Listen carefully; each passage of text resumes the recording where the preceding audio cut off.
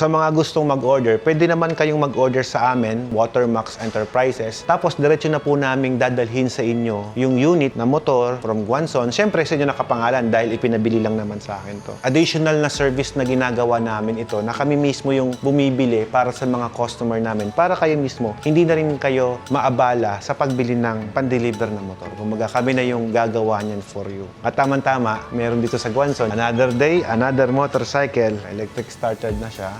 Meron siyang dalawang klase ng pag-i-start, electric and kickstart. Mabigat kasi sipain to dahil malakas yung makina, no? Kagandaan sa kanya, naka-dual spring na rin siya sa likod na kung saan dinisign talaga ng Kawasaki na pangkargahan. Gagawin na lang natin dito kapag bago natin kargahan ng mga mabibigat, hihigpitan natin to, yung mga rayos na yan, at yung iba ang ginagawa natin para hindi siya basta-basta masisira. Mayroong tinatawag yung mga nagwi-wheel align, nilalagyan ng sing-sing yung mga yan para mas hindi mabali. Kasi kapag sobrang bigat ng kinakarga mo, napuputol yung mga yan. Alam mo naman ang mga Pinoy, madiskarte. Kaya lagyan lang ng sing-sing yan and then hindi na siya masisira. Ganon din sa harap. So yun yung unang mga gagawin dito. Actually ito, na-break in na to.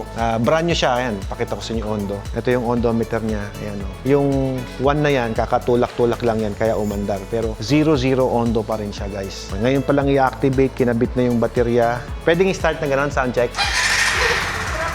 Ayun, no? Na-sound check, patuloy natin siya. Ito yung tunog ng Kawasaki Barako pagka naka-idle.